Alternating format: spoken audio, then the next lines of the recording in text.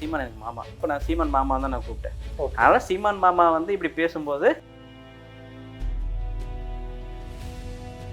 அடிப்படையிலே வந்து ஒரு முட்டாள்கிட்ட போய் நம்ம என்ன எதிர்பார்க்க முடியும்? இவர் பேசும்போது பாருங்கள், ஸ்பெசிஃபிக்காக ஒரு 4-5 இடத்துல இருந்து கைத்தட்டல் வரும். அப்படி தட்டினான்னு வச்சுக்கலாம், அந்த சவுண்ட் வரும்போது அப்போ நீ கைத்தட்டணும். இங்கே உணர்ச்சி தானே சொல்கிறத தவிர கருத்து எதுவும் இல்லையே. தன்னுடைய தலைவனுக்கு ஒரு இழிவு சொல் வரும்போது செருப்பாலையும் தொடப்பு கட்டையில் அடிப்பாங்கன்னு உங்களுக்கு தெரியணுன்றதுக்காக அடித்தாங்க பார்த்தியா? அதான் இது எப்படி தெரியுமா? அதுக்கு வடிவேல் காமெடி மாதிரி தான் இருக்குது. டே முடிஞ்ச நீ ஏரியாவுக்கு வாடான்னு, ஏரியாவுக்கு போனால் டே முடிஞ்ச நீ தெருவுக்கு வாடான்னு, தெருவுக்கு போனால் டே முடிஞ்ச நீ வீட்டுக்கு வாடா. இந்தமாரி கதை தான் இருக்குது. நைட்டு அடித்த போத காலைல தெரியறதுக்குள்ளே எழுந்து ஓடி போயிடுற. ஒரு ஹோட்டலில் போய் தங்குற, அங்கே போனால் உனக்கு ஜிம் இருக்கணும், பார் இருக்கணும், எல்லாம் இருக்கணும்.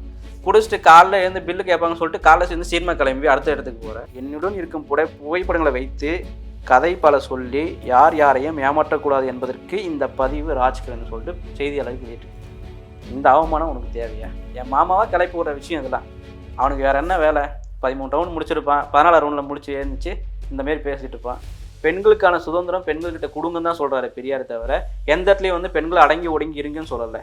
அந்த தற்கொலைகள் எல்லாமே முதல்ல எங்கள் அக்கா விஜயலட்சுமி பதில் சொல்கிறேன். சீமானே கூட சரி பதில் சொல்லுங்கள். ஏன் இன்னி வரையும் வாய் திறந்து பேச மாட்டேன்? நான் விஜயலட்சுமி கூட ஒன்றா இல்லை, நான் அங்கே போகலை, நான் இந்த தப்பும் பண்ணலை, ஏன் இன்னி வரையும் சொல்ல வேண்டியதானே?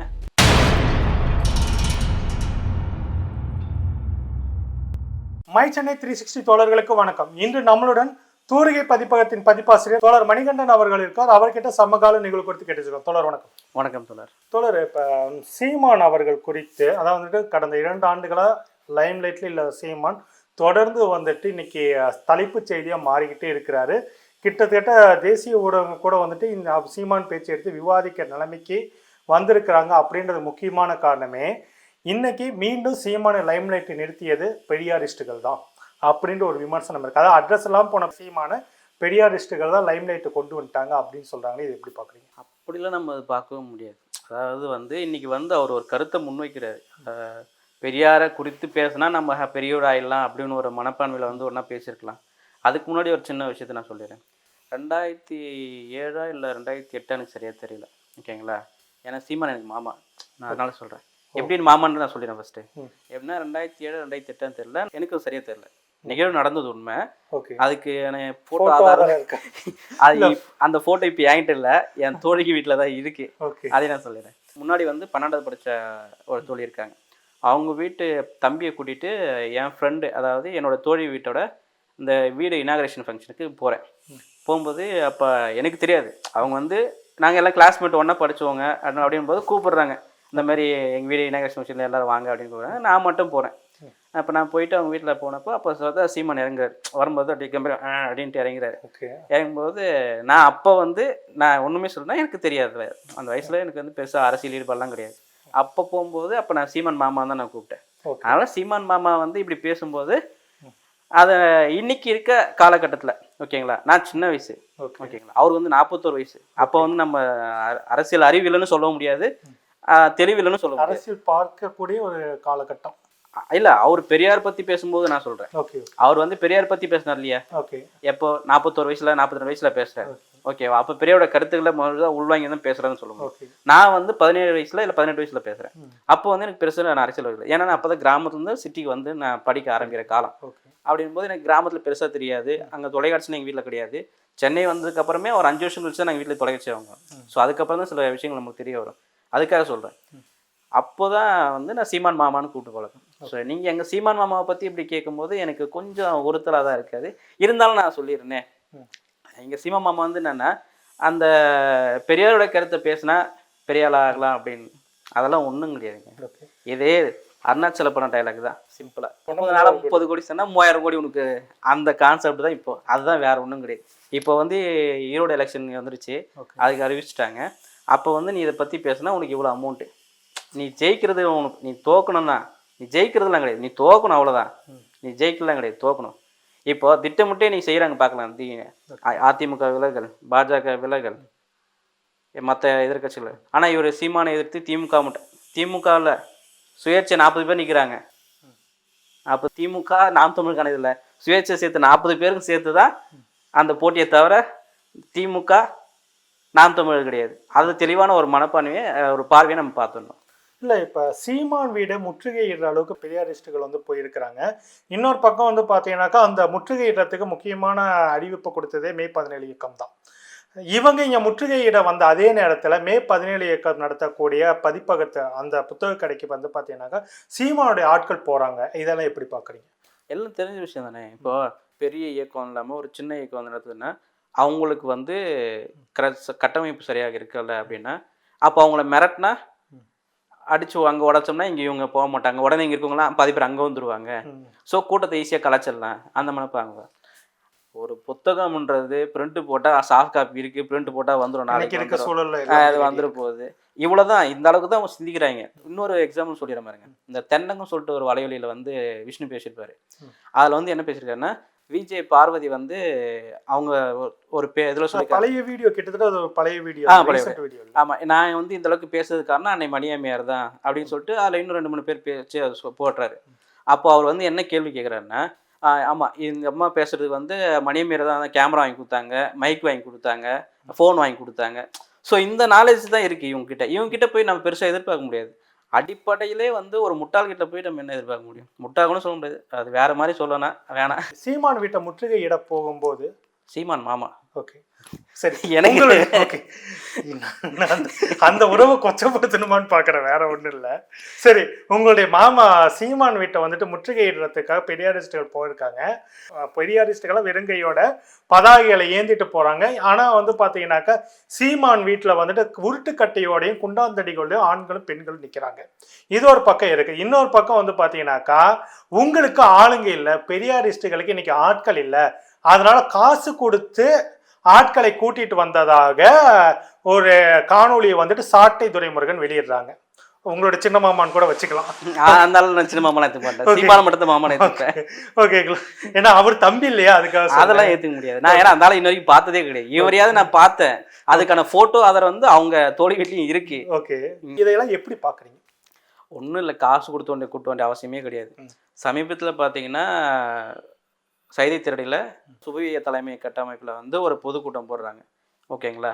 அப்போ அங்கே வந்து எத்தனை பேர் காசு கொடுத்து கூட்டு வந்தாங்க? பெரியாரிஸ்ட் எல்லாருமே வந்து உணர்வாளர்களை தான் தானே தவிர காசு கொடுத்தா தான் நாங்கள் வருவோன்ற அதெல்லாம் கிடையாது. இவங்க கட்சிக்கு காசு கொடுத்து கூட்டு வந்து பழக்கம். இவர் எப்படி செட் பண்ணுவார் தெரியுங்களா? ஒவ்வொரு மேடையும் நல்லா பாருங்க, மேடையில் அவர் மட்டும்தான் பேசுவார், மற்றவங்க யாரும் உட்காரக்கூடாது, அடுத்து பேசுகிறவங்க கீழே இருந்து மேலே போய் பேசிட்டு வரணும். இது ஒன்று, ஓகேங்களா? ஒரு மேடைன்னா என்ன இருக்கணும், அங்கே எத்தனை நம்ம நிர்வாகிகள் வேலை செஞ்சவங்க யார், அவங்க அப்படியே ஒரு லைனாக உட்காந்தா தான் மக்களுக்கு தெரியும் இவங்க தான் இந்த வேலை செஞ்சாங்க அப்படின்னு. எந்த இடத்துலையும் அந்த பழக்கமே கிடையாது. இவர் மட்டும்தான் நின்று பேசுவார், வேறு யாரும் நிற்க விட மாட்டார். இன்னொரு விஷயம் பாருங்கள், மற்றவங்க பேசும்போது ஒரு கைத்தட்டல் வந்து பொதுவான கைத்தட்டல் இருக்கும். ஆனால் இவர் பேசும்போது பாருங்கள் ஸ்பெசிஃபிக்காக ஒரு 4-5 இடத்துலேருந்து கைத்தட்டல் வரும். ஸோ இவர் வந்து அந்த சினிமா டைரக்ஷனை வந்து இங்கே இம்ப்ளிமெண்ட் பண்ணுறாரு, நடிப்பை வந்து இங்கே இம்ப்ளிமெண்ட் பண்ணுறாரு, சொல்கிறாரு தன்னுடைய கீழே இருக்கவங்களுக்கு அந்த சொல்கிற இன்ஸ்ட்ரக்ஷன் சொல்கிறாரு, இத்தனை பேர் இங்கே உட்கார வைக்கணும், இங்கே உட்கார வைக்கணும், இவ்வளோ பேர் வந்து நான் பேசும்போது கை தட்டணும், அப்படி தட்டினான்னு வச்சுக்கலாம், அந்த சவுண்ட் வரும்போது அப்போ நீ கை தட்டணும். இங்கே உணர்ச்சி தானே சொல்கிறத தவிர கருத்து எதுவும் இல்லையே. நீ உணர்ச்சியாக பேசுறது யார் ஒன்றா பேசலாமே, கருத்து இல்லையே. இன்னைக்கு திமுக அதிமுக இந்த மாதிரி பார்த்தீங்கன்னா கருத்து கொஞ்சம் கொண்டு வந்து பேசுவாங்க. இப்போ இருக்க எடப்பாடி அந்த கருத்துலாம் எதிர்பார்க்க முடியாது. ஆனால் திமுக அதிமுக அந்த காலகட்டங்கள் பார்த்தீங்கன்னா கருத்து ரீதியான முதல் தான் இருந்தே தவிர இந்த மாதிரி எதுவுமே இல்லையே. இப்போ சாட்டை வெளியிட்ட வீடியோவில் பார்த்தீங்கன்னா வச்சுங்களேன், அந்த இன்னொரு வீடியோவும் சொல்லிடுறேன். அதுக்கு முன்னாடி சுபையா கூட்டத்தில் வந்து அன்னைக்கு கூட்டம் வந்து குறைஞ்சது ஒரு 500 பேராக தான் இருந்திருப்பாங்க. ஆனால் அதுக்கு முன்னாடியே ஒரு வீடியோ போட்டாங்க இவங்க பாருங்க, சுபை கூட்டத்தில் 21 பேர் தான் பெண்கள். அது எப்போ, அதாவது அந்த ஆரம்பம் தொடங்குறதுக்கு முன்னாடி இல்ல பக்கத்துல தான் உட்கார்ந்து இருந்தாங்க. அது எனக்கு என் பக்கத்துல தான் அந்த நபர் உட்கார்ந்து இருந்தாரு, பக்கத்துல ஏதோ உட்கார்ந்து இருந்தாங்க. இப்படிதான் இருக்கு. அந்த மாதிரி அந்த சாட்டை துறைமுகம் அந்த மாதிரி வீடியோ எடிட் பண்ணிருக்கலாம், வேற எங்கேயோ எடுத்த ஃபுட்டேஜ், அவங்க கூட்டத்தில் எடுத்த ஃபுட்டேஜ் கூட இதுல மிக்ஸ் பண்ணிருக்கலாம். அதெல்லாம் உண்மையை நம்ம எப்படி நம்ப முடியும்? உணர்வாளர்கள் வந்து எப்படி நின்னாங்கன்னா, செருப்படி அடிச்சாங்களே, தொடப்புக்கட்டையில் அடிச்சாங்கல்ல, அவங்க தான் உணர்வாளர்கள். அதாவது பெரியார் கருத்துக்களை ஏற்றுக்கிட்டு, ஓகேங்களா, செருப்பாலையும் தொடப்புக்கட்டையும் அடிச்சாங்கல்ல, அவங்க தான் உணர்வாளர்கள். தன்னுடைய தலைவனுக்கு ஒரு இழிவு சொல் வரும்போது செருப்பாலையும் தொடப்புக்கட்டையில் அடிப்பாங்கன்னு உங்களுக்கு தெரியணுன்றதுக்காக அடிச்சாங்க பார்த்தியா? அதான் நீ இவ்வளோ யோகியமாக இருக்கவங்க என்ன செய்யணும்? வீட்டுக்கு கோவை ராமகிருஷ்ணன் வந்தார், வந்தார் இப்போ 2வது வாட்டியும் வந்தார். சரி, திருமுருகன் காந்தி வந்தார். ப்ரெஸ் நீ வந்து வீட்டில் உள்ள வந்து வீட்டுக்கு ஏன் வரீங்க, ஆஃபீஸ்க்கு வாங்கன்னு அவர் சொல்றது நியாயம் தானே? உங்களுக்கு கருத்தியெல்லாம் ஒரு கட்சி ரீதியாக பிரச்சனை இருக்குது, கருத்து முரண்பாடு இருக்குனாக்கா நீங்கள் அந்த கட்சியோ இயக்கமே இருக்கக்கூடிய ஆபீஸ்க்கு போனீங்க, அவங்களுடைய வீட்டுக்கு போறீங்க, இதுதான் பெரியாரிஸ்டுகளுடைய அரசியல் அறமான்னு கேள்வி வரும் பதில. ஆஃபீஸ்க்கு வரணும் நீ சொல்லணுமா இல்லையா? சொல்லணும்ல. நீ எப்பங்க சொன்ன? நாங்களாம் வீட்டுக்கு வந்ததுக்கப்புறம் நீ என்ன சொல்றது? வீட்டுக்கு சொல்றல. நீ வீட்டுக்கு வர, நீ அப்பன்னா நீ அலுவலகம் வாங்க. இது எப்படி தெரியுமா? வடிவேல் காமெடி மாதிரி தான் இருக்கு. டே முடிஞ்சா நீ ஏரியாவுக்கு வாடான்னு, ஏரியாவுக்கு போனா டே முடிஞ்சா நீ தெருவுக்கு வாடான்னு, தெருவுக்கு போனா டே முடிஞ்சா நீ வீட்டுக்கு வாடா. இந்த மாதிரி கதை தான் இருக்கு. மாத்தி மாத்தி பேசுறவங்க நம்ம எதிர்பார்க்க முடியும். இல்ல அந்த இடத்துல சீமான் வந்துட்டு வீட்டுல இல்ல, அவருடைய மனைவி குழந்தைகள் இருக்கிறாங்க. கார்ல இருந்து பேட்டி கொடுத்தா கார்ல இருந்துட்டு அதான் இங்க வராங்கன்னு சொன்னோட கார் ஏறி போயிட்டாரு. தம்பிகள் அடமான வச்சுட்டு போயிட்டாரு. இது எப்படி பாக்குறீங்க? அதான் சொல்றேன்ல, இவர் எந்த இடத்துல நின்று இருக்காரு? முதல்ல நைட்டு அடிச்ச போத காலைல தெரியறதுக்குள்ள எழுந்து ஓடி போயிடுற. அப்புறம் உங்கள்கிட்ட என்ன எதிர்பார்க்க முடியும்? ஒரு ஹோட்டலில் போய் தங்குற, அங்கே போனால் உனக்கு ஜிம் இருக்கணும், பார் இருக்கணும், எல்லாம் இருக்கணும். குடிச்சிட்டு காலைல எழுந்து பில்லு கேட்பாங்கன்னு சொல்லிட்டு காலைல சேர்ந்து சினிமா கிளம்பி அடுத்த இடத்துக்கு போகிற. உங்ககிட்ட என்ன எதிர்பார்க்க முடியும்? ஈழத்தமிழரின் தேசிய தலைவர்னு சொல்லக்கூடிய மேதகு அவர்களுடைய அண்ணன் மகன், அவருடைய பேட்டி வந்து பார்த்தீங்கன்னாக்கா நேற்று எல்லா சேனலுமே வைரல் ஆச்சு. அதில் குறிப்பிட்டு சொன்னது என்னன்னாக்கா, பிரபாகரன் அவர்களை சந்திச்சது உண்மை அப்படின்னு சொல்லிட்டாங்க. அப்படிங்குள்ள திரும்பவும் வந்துட்டு அந்த ஃபோட்டோ எடிட்டடான்ற வெர்ஷனுக்கு இதாச்சும் ஃபோட்டோ எடுத்தது உண்மை, ஆனால் அந்த ஃபோட்டோ அவர்கிட்ட கொடுக்கப்படலை அப்படின்னு சொல்லியாச்சு.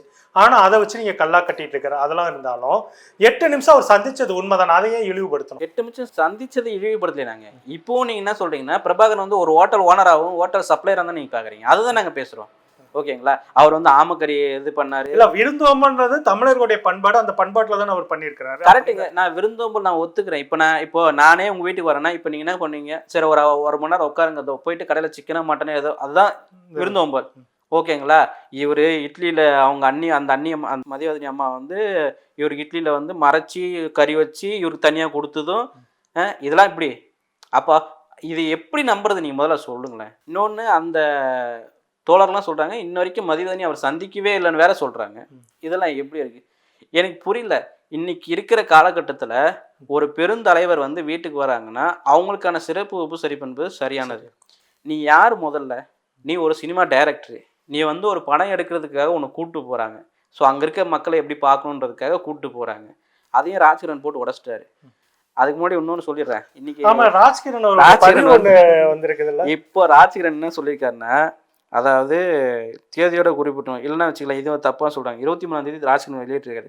கவனமாக இருங்கள், என்னுடன் எடுத்த புகைப்படங்களை வைத்துக்கொண்டு என் சொந்தக்காரர்கள் என்றோ எனக்கு மிகவும் வேண்டியவர்கள் என்றோ கூறிக்கொண்டு யார் என்ன காரணத்திற்காக உங்களை அணுகினாலும் அவர்களிடம் கவனமாக இருங்கள். என்னுடன் இருக்கும் புகைப்படங்களை வைத்து கதை பல சொல்லி யார் யாரையும் ஏமாற்றக்கூடாது என்பதற்கு இந்த பதிவு ராஜ்கிரண் சொல்லிட்டு செய்தியாளருக்கு வெளியிட்டிருக்கு. இந்த அவமானம் உனக்கு தேவையா அப்படின்ற மாதிரி தான் இருக்குது.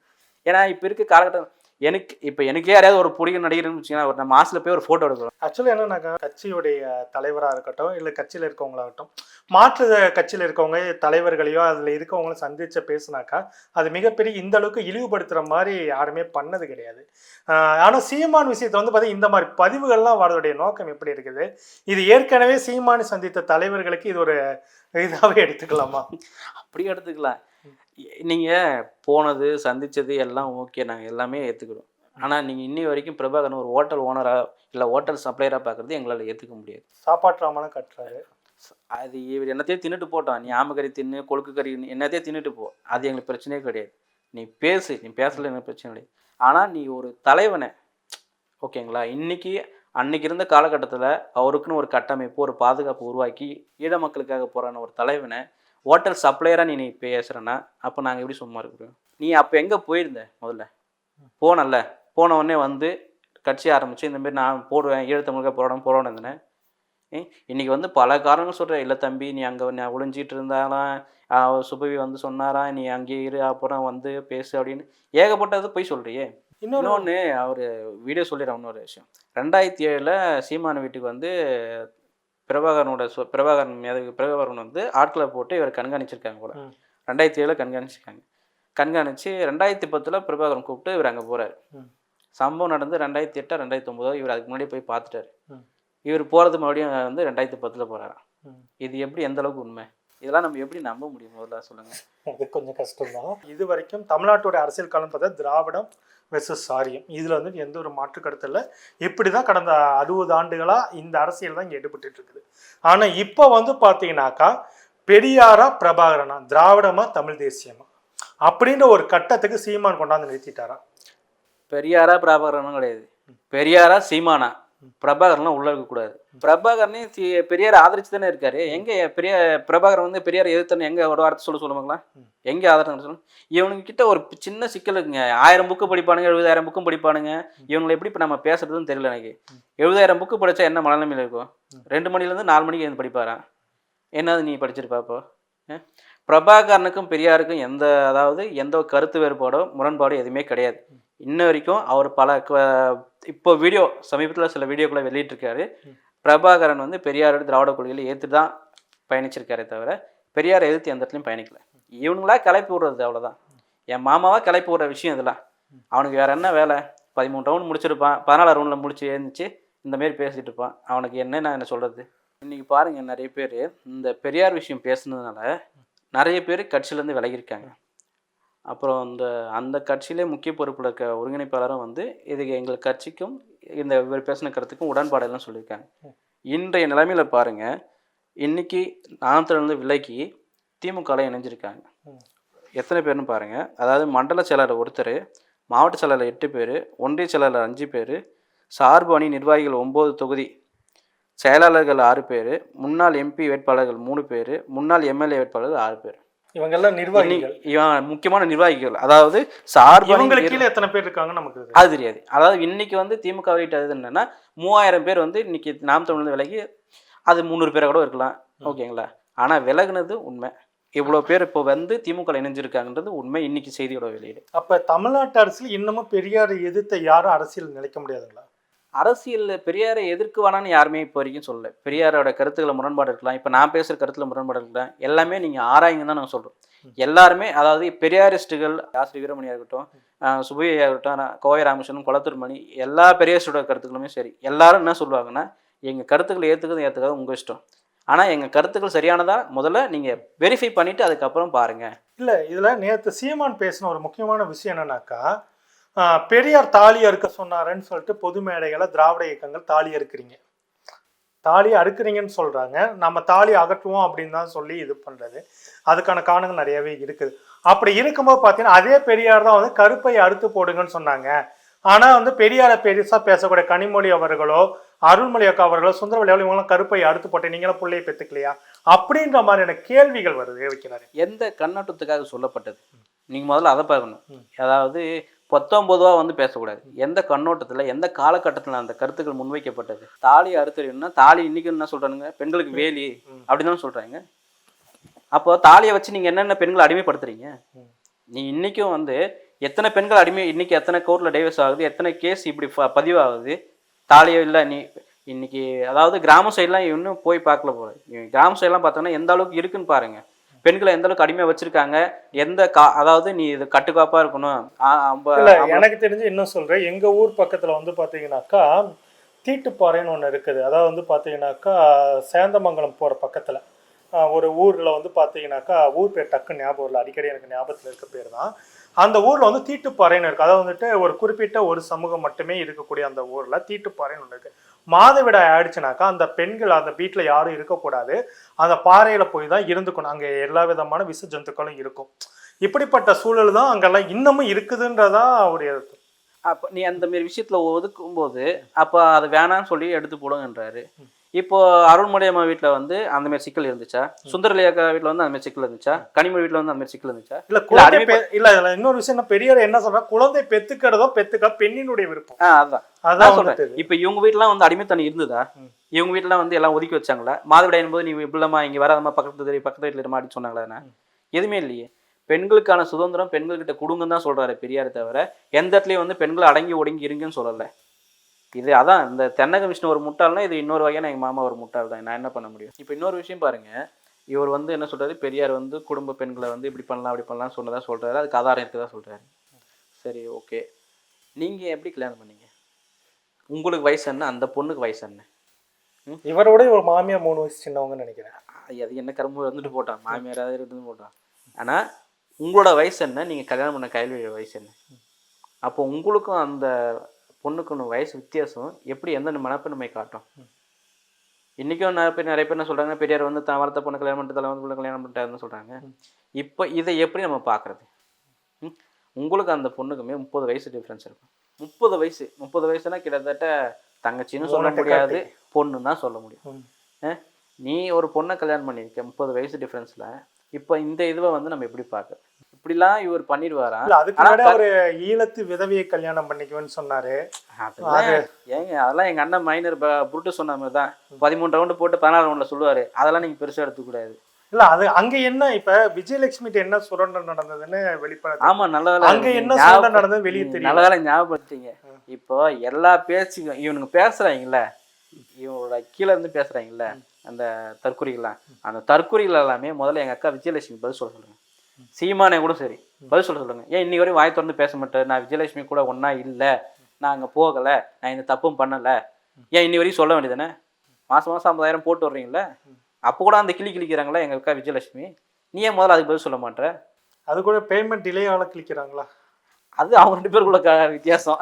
அது மாமாவாச்சு அக்காவாச்சு, அதுக்கு நான் தலையிட முடியாது. பேமெண்ட் டிலே ஆனாலும் சரி, பேமெண்ட் கரெக்டாக போனாலும் சரி, அது அவங்களோட பிரச்சனை.